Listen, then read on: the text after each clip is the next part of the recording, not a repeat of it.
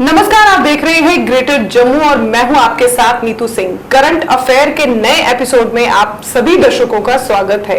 इस समय हम लोग बात करेंगे कि क्या कुछ जम्मू कश्मीर में सियासी हलचल चल रही है और किस तरह की डेवलपमेंट्स हैं, उसके बारे में बातचीत करेंगे। बाकी ओवरऑल भी हम लोग बातचीत करेंगे, जिस पर आज हमारे साथ मौजूद है जोरावर सिंह जम्वाल, जिन्हें कौन नहीं जानता। टीम जम्मू का गठन जिन्होंने 2014 में किया था और अब लगभग एक दशक हो चुका है और आने वाले समय में भी ये किस तरह से जो है टीम जम्मू की टीम जो है नशे को लेकर क्या कुछ कार्यवाही कर रही है, इस पर आज हम विस्तार से बातचीत करेंगे।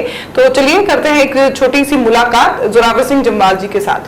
सर, ग्रेटर जम्मू में आपका स्वागत है। धन्यवाद। जिस तरह से टीम जम्मू 2014 नवंबर में आपने उसका गठन किया था, मुहिम लगातार चलती रही, 10 साल का सफर, बहुत सारे केसेस जिनको आपने रिवाइव किया, उन बच्चों को वो राह दिखाई जो ड्रग्स की तरफ चले गए थे।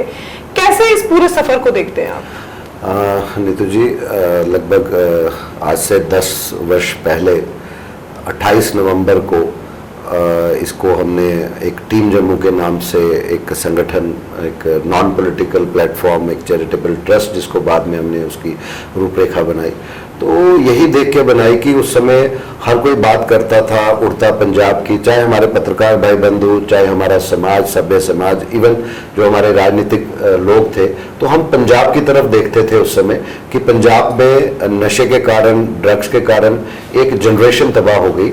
लेकिन कहीं पे भी किसी को ये ख्याल नहीं आया कि क्या ये पॉसिबल है कि ये जो नशा जो पंजाब में देख रहे हैं कहीं जम्मू कश्मीर में तो एंटर नहीं हो रहा है। और उसी समय कुछ ऐसे हालात हुए, कुछ ऐसी सिचुएशंस हमने जम्मू में देखी कि बड़े अच्छे घरों के नौजवान बच्चे, मेरिटोरियस बच्चे रात को सोए सुबह उठे नहीं। तो कहीं ना कहीं हमने जब उस पर काम किया, उस पर चिंतन किया, रिसर्च वर्क की, तो पता लगा कि हम जिस पंजाब की बात कर रहे हैं ये जम्मू में भी पहुंच गया है, ये ड्रग्स का मेनेंस।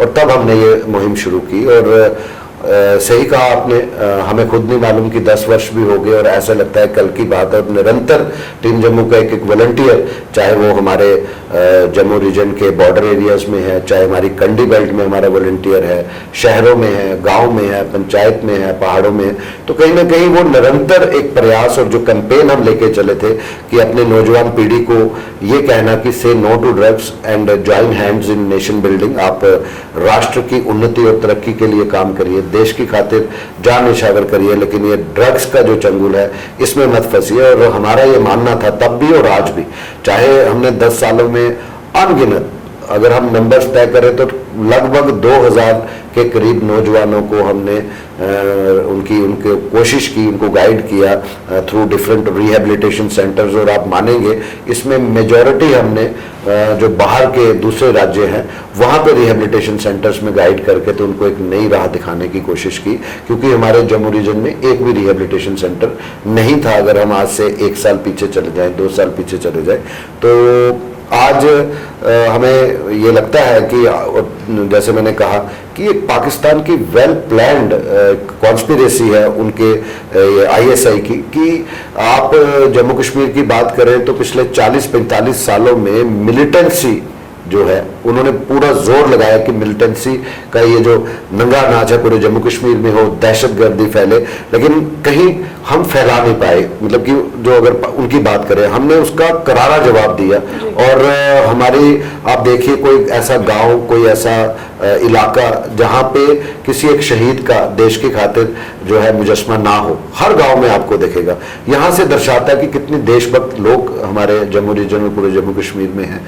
उन्होंने ड्रग्स की इजाद किया और हवाला के साथ साथ ड्रग्स का यहाँ पे आलम शुरू किया, जिसके कारण हमारे बहुत से बच्चे तबाह हो गए, बहुत से जान गंवा बैठे।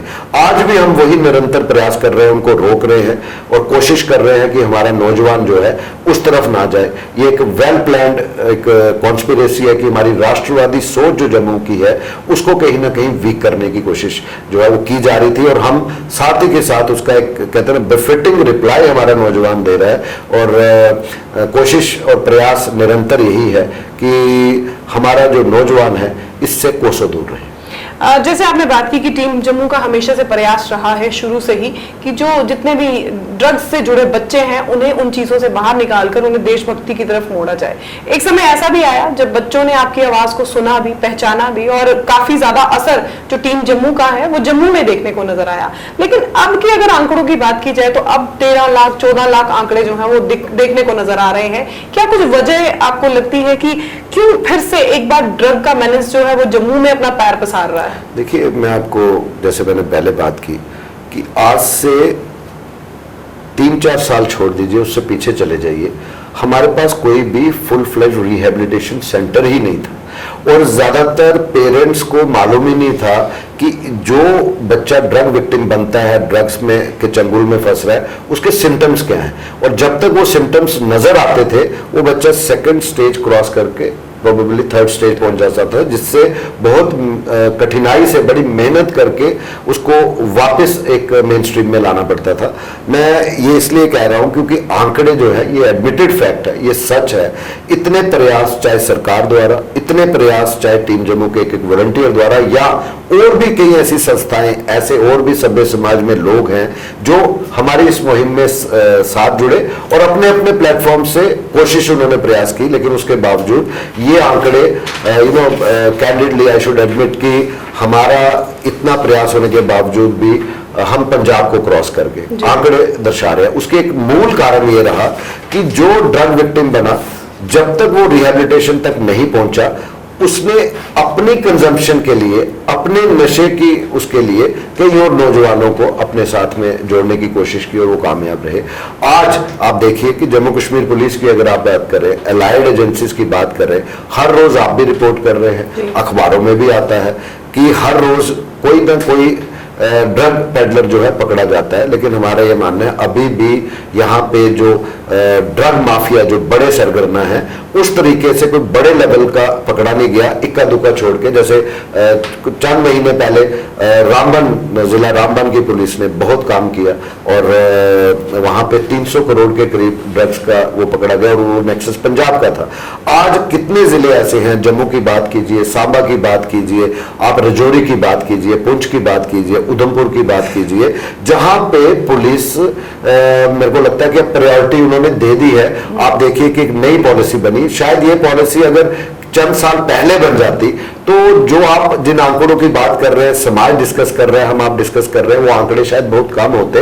आज आप ड्रग पेडलर्स की, ड्रग माफिया की प्रॉपर्टीज को सीज कर रहे हो और कुर्की कर रहे हो। यही चीज की गुहार टीम जम्मू के एक सदस्य ने, एक वॉलंटियर ने आज से 10 साल पहले ही कही और यहां तक कहा कि ये एक ड्रग मिनेंस, इसको मत लीजिए, ये एक टेररिज्म के बाद नैर्को टेररिज्म जम्मू कश्मीर में आया है। बड़े चंद लोग थे जो इस चीज को समझ पाए, चाहे वो एडमिनिस्ट्रेशन में थे, और समय समय की सरकारों ने हमारी ये बात नहीं मानी। हम बार बार गुहार लगाते रहे, इसको आप प्रायोरिटी कीजिए, लेकिन अल्टीमेटली वी आर थैंकफुल कि जब गवर्नर रूल यहाँ पर आया, जब माननीय एलजी साहब यहाँ पर आए, हमने एंटी नारकोटिक टास्क फोर्स की बात कही थी जो सक्सेसिव पॉलिटिकल गवर्नमेंट्स नहीं कर पाई, और वो काम एलजी प्रशासन या गवर्नर रूल में हुआ। हमने रिहेबिलिटेशन की मांग की, वो नहीं दे पाए। अल्टीमेटली एक, मैं कहता हूं कि बहुत बड़ी बात है कि एक टाइम बाउंड मैनर में कि उसका ऑलमोस्ट 1 ईयर और फ्यू मंथ्स, 1 साल कुछ महीनों में पहले उसका नींव पत्थर रखा गया था माननीय एलजी मनोज सिन्हा जी के उसमें, और जिसका रिहेबिलिटेशन फुल फ्लेज 1 साल के अंदर बनना और उसको फंक्शनल करना, जिसका आपने हाल ही में आपने देखा 2 महीने पहले वर्दी डीजीपी आर.एस. स्वयं साहब ने उसका उद्घाटन भी किया। तो मुझे लगता है कि ये चीजें जो अब पिछले 1-2 सालों में हुई हैं, यही अगर 5 या 6 वर्ष पहले हुई होती तो ये आंकड़े कहीं ना कहीं कम होते। ये तो थी ड्रग्स की बारे में बात की, किस तरह से जम्मू में इस समय जो है ड्रग बहुत तेजी से फैल रहा है। अगर हम बात की जाए प्रोग्रेस की, डेवलपमेंट की, तो आर्टिकल 370 टूटने के बाद मौजूदा सरकार जो है वो क्लेम करती है कि जम्मू कश्मीर में डेवलपमेंट बहुत तेजी से जो है बढ़ रहा है, लेकिन वही विपक्षी दलों का ये कहना है कि जो डेवलपमेंट है वो सिर्फ कागजों पर है। आपका इसके पर क्या कहना? मुझे लगता है कि जो ये मानने को तैयार नहीं है डेवलपमेंट, तो उनको एक दौरा ना सिर्फ शहरों में, ना सिर्फ टाउनशिप में, चाहे वो जम्मू हो, चाहे वो श्रीनगर हो, उनको जो बॉर्डर डिस्ट्रिक्ट्स हैं, जो पहाड़ी डिस्ट्रिक्ट्स हैं वहां पे जरूर दौरा करना चाहिए अगर वो वाकई ही राजनीतिक दलों से और एक्टिव पॉलिटिक्स में है। देखिए, आप जब डेवलपमेंट की बात करते हैं और डेवलपमेंट का काम जब शुरू करते हैं तो उसके साथ साथ में थोड़ा वक्त लगना चाहिए, और थोड़ा वक्त लगा। कोरोना काल को आप माइनस कर दीजिए, आप देखिए आपके हाईवेज, आप देखिए फ्लाईओवर्स और उसकी स्पीड देखिए, डे एंड नाइट काम हो रहा है। आप कभी भी नीतू जी बॉर्डर रोड्स पे चले जाइएगा, मुझे याद है बतौर पत्रकार भी अगर बात करूं, 2013-14 में भी इलेक्शंस जब आई तो हमने सभी जगह भ्रमण किया, तो वहां गाड़ियों में भी पहुंचना बहुत मुश्किल था, पैदल तो दूर की बात है। आज उनकी सड़कें देखिए, आज उनके कारण बॉर्डर एरियाज की जो लोकल इकोनॉमी की बात करें वो फ्लरिश हुई है, उनकी इकोनॉमी बूस्ट हुई है। आज डेवलपमेंट की अगर आप बात करें, कितनी ऐसी बिल्डिंग्स हैं जो ना सिर्फ अंडर कंस्ट्रक्शन है बल्कि वो ऑलमोस्ट आप और चंद महीनों में देखेंगे तो वो पूरी होंगी। मुझे लगता है कि इसमें कोई दो राय नहीं है कि post abrogation of article 370 and 35A मुझे लगता है कि जम्मू कश्मीर में डेवलपमेंट की, और जम्मू कश्मीर की भी अगर बात करें, जम्मू रीजन को ऑलवेज डिस्क्रिमिनेट किया गया, शुरू से ही किया गया। सक्सेसिव गवर्नमेंट्स ने भी किया, जितनी मर्जी जम्मू के लोगों ने गुहार लगाई, उनको हक अपना एजिटेट करके मिला, ऐसे नहीं मिला। तो मुझे आज लगता है कि उसमें बहुत ज़्यादा बदलाव आया है, फर्क पड़ा है, और डेवलपमेंट नो डाउट कि मोदी जी की डायनामिक लीडरशिप में पूरे देश में तो डेवलपमेंट हुई, लेकिन मैं अगर अपने जम्मू कश्मीर और जम्मू रीजन की बात करूं, जिस पेस से डेवलपमेंट हुई है, अगर हम उसको कंपैरेटिवली पिछले 60 सालों में ले जाएं तो शायद ये पेस बहुत बड़ी है, इसको समझने की जरूरत है।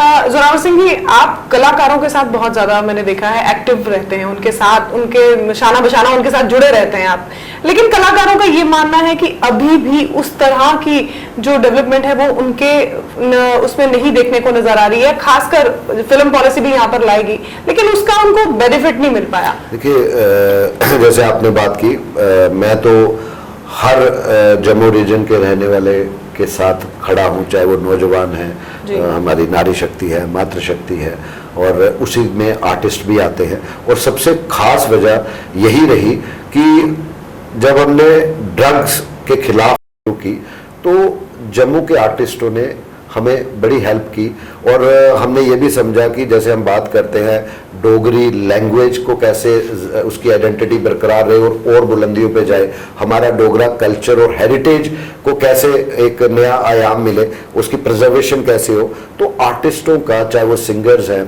चाहे वो एक्टर्स हैं, बहुत बड़ा इनका एक योगदान रहा है, और इन्होंने टीम जम्मू को बहुत सपोर्ट किया।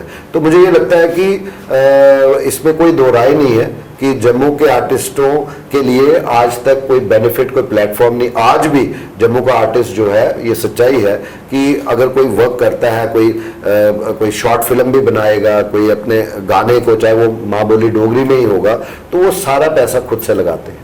तो अगर आप कंपैरेटिवली दूसरे राज्यों की सरकारों की बात करें, वहां कहीं ना कहीं उनको प्लेटफॉर्म, एक लॉजिस्टिक सपोर्ट मिलती है, जिसमें अगर हम कहें कि समय समय पे वो चीज़ नहीं बनी, लेकिन आज एक वेलकम स्टेप है कि जो हमारे जम्मू कश्मीर में एक फिल्म मेकिंग पॉलिसी की बात हुई और उसको एक फाइनल वो देना है। उसमें भी कई चीज़ें थी कि क्या ये जम्मू के आर्टिस्ट के लिए है और यहाँ बाहर वाले आएंगे, वो चीज़ों को देखते हुए मुझे लग रहा है कि ये पॉलिसी बड़ी जल्दी सामने आएगी। और ये फैक्ट है, इसमें हम उनके साथ हैं कि जम्मू के आर्टिस्टों को जो उनकी लेजिटिमेट सपोर्ट या उनको हक उनको मिलना चाहिए था, आज तक नहीं मिला। ये एडमिटेड फैक्ट।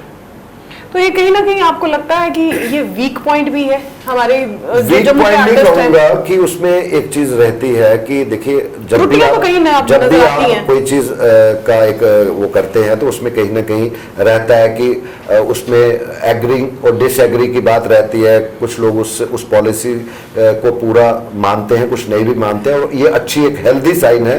डिस्कशंस रहनी चाहिए ताकि इफ्स एंड बट्स को देख के, हर चीज को देख के पॉलिसी बने तो वो ज्यादा अच्छी रहती है। जी, तो आपने टीम जम्मू की बात करें तो टीम जम्मू नार्को टेररिज्म को लेकर तो हमेशा से ही मुहिम चलती आई है और मेरे ख्याल में आगे भी ऐसे ही चलती रहेगी, हमेशा चलती रहेगी। और हम हमेशा से यही चाहते हैं कि टीम जम्मू के अंडर जितने भी बच्चे आते हैं वो यहाँ से बिल्कुल जैसे पहले ठीक होकर जाते थे वैसे ही रहे। लेकिन अगर टेररिज्म की बात की जाए तो आज भी जो विपक्षी दल है उनका ये मानना है, मैं किसी का नाम नहीं लूंगी, लेकिन उनका ये मानना है कि टेररिज्म जो है वो आज भी बरकरार है। लेकिन आपको क्या लगता है कि लगाम लगी है? अगर पिछले 10 साल के आंकड़ों या 12 साल के आंकड़ों में देखें तो क्या कितना फर्क आपको देखने को नजर आया है? अगर कुछ राजनीतिक दलों ने या राजनीतिक लोगों ने politics just for the sake of politics करनी है तो वो ठीक कह रहे हैं कि आपको कुछ नहीं दिख रहा है, आ जाके कोई इशू मिलता है तो उस पर आप कोई टिप्पणी कर दें और खुद घर बैठ जाए। मेरा ये मानना है टेररिज्म और नैर्को टेररिज्म पूरे देश और पूरे देशवासी चाहते हैं, और उसी तरह देश की राष्ट्रवादी सरकार जो कि हमारे सबके बड़े ही प्रिय प्रधानमंत्री नरेंद्र भाई मोदी जी की क़यादत में और भाई अमित शाह जी की क़यादत में वो चल रही है। हर कोई ये चाहता है कि, और हर किसी का ये मानना है कि there should be zero tolerance on terrorism and narco terrorism. इतना फन फैला दिया इतने सालों में, अगर हम ये उम्मीद करें कि ये 10, 12, 15 सालों में बिल्कुल जीरो लेवल पे आएगा, ये नामुमकिन है। हाँ, ये देखिए कि सरकार ने, चाहे वो हमारे यहाँ पे जम्मू कश्मीर एडमिनिस्ट्रेशन की बात करें, केंद्र की सरकार की बात करें, कि कितने ऐसे स्टेप्स, इफेक्टिव स्टेप्स लिए गए इस टेररिज्म को कंट्रोल करने के लिए। आप आंकड़े देखिए, कितने टेररिस्ट जो है वो, चाहे वो जम्मू रीजन में रजौरी पुंछ की आप बात करें इस समय अगर हम देखें, या कश्मीर में देखिए कि कितने टेररिस्ट जो है वो न्यूट्रलाइज किए गए। और सिमिलरली अगर नैर्को टेररिज्म की बात करें, उसको भी कंट्रोल करने के लिए कितने इफेक्टिव स्टेप्स लिए गए हैं। आप देखिए कि एक वक्त था कि शाम को 4 या 5 बजे के बाद रोड ओपनिंग पार्टीज, जब आरोपी जिसको हम कहते हैं, वो सड़क पे नहीं होती थी, तो आप चाहे वो रजौरी पुंछ का इलाका था, डोडा का इलाका था, बनिहाल रामबन का इलाका था या कश्मीर का था, सिविलियन घूम नहीं सकता था। आज घूम रहा है। इसमें भी कोई दो राय नहीं है कि पाकिस्तान इज हेल बेंट। वो आए दिन कोई ना कोई साजिश षड्यंत्र ऐसा करता है। आए दिन आप देखते हैं कि देयर आर रिपोर्ट्स कि इन्फिल्ट्रेशन बिड, उसको भी रोकने में हमारी, चाहे वो बॉर्डर सिक्योरिटी फोर्स है, चाहे हमारी इंडियन आर्मी है, इतनी सशक्त है, लेकिन कई बार ऐसा हो जाता है कि वो मैनेज कर जाते हैं इन्फिल्ट्रेशन में, और उनको फिर न्यूट्रलाइज जो है हमारे जम्मू कश्मीर की पुलिस करती है। लेकिन ये सारों की अगर हम बात करें, जो ये लोग कहते हैं कि अमन नहीं है, तो मुझे लग रहा है कि वो सोए हुए हैं। आज आप देखिए कि अभी ऑलमोस्ट हमारे जम्मू कश्मीर में सिवाय एक पार्लियामेंट्री सीट के, बाकी जम्मू की बात करिए, डोडा की बात करिए, बारामूला की बात करिए, श्रीनगर की बात करिए, लेह लद्दाख की बात करिए, सभी जगह इलेक्शंस हुए हैं और बाय एंड लार्ज पीसफुल हुए हैं। एक भी इंसिडेंट नीतू जी आप बता दीजिए कि कोई कहीं वहां पे कोई ऐसा हुआ हो, और या अगर कहीं इंसिडेंट की कोशिश की गई हो तो हमारे सिक्योरिटी फोर्सेस ने बेफिटिंग रिप्लाई उनको दिया है, मुंह तोड़ जवाब दिया है। आज आप देखिए कि इन्फिल्ट्रेशन में कितनी कमी आई है। ये सारी चीजें दर्शाती हैं कि कहीं ना कहीं सशक्त सरकार जो है वो कोशिश भी कर रही है, प्रयास भी कर रही है, और उसके by and large fruitful results नजर आ रहे हैं इस चीज को लेके। और जो राजनीतिक दल या कुछ नेता ये कहते हैं, मुझे लगता है कि आज वो बिना सिक्योरिटी के भी कश्मीर में घूम रहे हो तो उनको खास सिक्योरिटी की जरूरत नहीं पड़ती। आखिरी में आपसे सवाल जानना चाहेंगे, लोकसभा इलेक्शन 2024 छठा चरण होने वाला है 25 मई को। अनंतनाग राजौरी सीट को लेकर अगर हम बात करें तो वहां पर इस समय तैयारियां जो है अपने आखिरी चरण पर हैं। और वहीं अगर श्रीनगर सीट की बात की जाए तो देखा होगा कि 1998 के बाद इतनी ज्यादा पोलिंग जो है वहां पर देखने को नजर आई है। आप इस सिनेरियो को कैसे देखते हैं? और साथ ही साथ देश के प्रधानमंत्री नरेंद्र मोदी जी ने भी जम्मू कश्मीर की धरती पर आकर ये कहा है कि जल्द ही जम्मू कश्मीर में असेंबली चुनाव होंगे। देखिए, आज मुझे लगता है कि आखिरी दिन है कैंपेनिंग का अनंतनाग राजौरी पुंछ सीट का, और परसों पोलिंग है, और उससे पहले जम्मू में भी हुई, डोडा में भी हुई, बारामूला में हाल ही में हुई है, और कश्मीर में श्रीनगर में हुई, लद्दाख में हुई है। आप यहीं से अंदाज़ा लगा लीजिए कि जैसे आपने कहा 98-99 लोकसभा का रेफरेंस दे रहे हैं, उससे पहले पीछे जाए तो 96 की इलेक्शंस जो स्टेट असेंबली की हुई थी, ये सारे रिकॉर्ड टूट गए। यानी कि 40 साल, 38 साल, 39 साल पहले की जो वोटिंग थी, इन बिटवीन ऐसा क्या हुआ कि लोग वोटिंग में कम पार्टिसिपेट करते थे, और आज ऐसा क्या हो रहा है कि लोगों ने बढ़ चढ़कर जो हिस्सा लिया है। ये मुझे लगता है ये सारा का सारा श्रेय जो है वो नरेंद्र भाई मोदी जी को जाता है, केंद्र की सरकार, इलेक्शन कमीशन को तो जाता ही जाता है, because they are holding the election. लेकिन लोगों को मोटिवेट करना, ऐसी चीजें, चाहे वो जम्मू हो चाहे वो कश्मीर में हो, ऐसा कुछ नौजवानों ने देखा, एक चेंज देखी, एक अमन का माहौल देखा, एक शांति का माहौल देखा। मुझे लगता है ये बहुत बड़ी बात है कि जो लोग ये कहते थे कि जम्मू कश्मीर में ज़्यादातर लोग चुनावों में कम पार्टिसिपेट करते हैं या कुछ भी वजह या वो करते थे, आज लोगों ने उनको मुंह तोड़ जवाब दिया है कि नहीं, हम लोकतंत्र में बिलीव करते हैं और हम इसको मानते हैं, इसका हिस्सा है। मैं समझता हूँ कि ये बहुत बड़ी बात है। वोट उन्होंने जिसको मर्जी डाला हो, वो इशू नहीं है, लेकिन वोट डालने जाना और इतनी बड़ी संख्या में जाना, मुझे लगता है कि एक बहुत बड़ी विक्ट्री मैं कहूँगा डेमोक्रेसी की है, लोकतंत्र की है। और इसी तरह जो है अमनो-अमान आगे आएगा, बढ़ेगा, और डेवलपमेंट भी इसी तरीके से होगी। जितने लोग पार्टिसिपेट करेंगे उतना ही मुझे लगता है कि लोगों की जितनी ज़्यादा पार्टिसिपेशन हो, डेवलपमेंट उसी पेस में बढ़ती है, और ये बहुत अच्छा साइन है जम्मू कश्मीर के लिए। जी, तो करंट अफेयर्स में आज थे हमारे साथ टीम जम्मू के फाउंडर, चेयरपर्सन जोरावर सिंह जम्वाल, जिनसे हमने बातचीत करी। इस समय लोकसभा इलेक्शन के साथ साथ और भी बहुत सारे ऐसे ज्वलनशील मुद्दे थे जिन पर एक विस्तार से चर्चा हुई। क्या कुछ इस चर्चा पर आप अपनी राय देना चाहते हैं? कमेंट सेक्शन में कमेंट करके हमें जरूर बताइएगा। तब तक के लिए मुझे दीजिए इजाजत। अगले हफ्ते करंट अफेयर में एक नए एपिसोड के साथ आपके सामने हाजिर होंगे। कैमरामैन अजय जादू के साथ मैं नीतू सिंह, ग्रेटर जम्मू के लिए। धन्यवाद।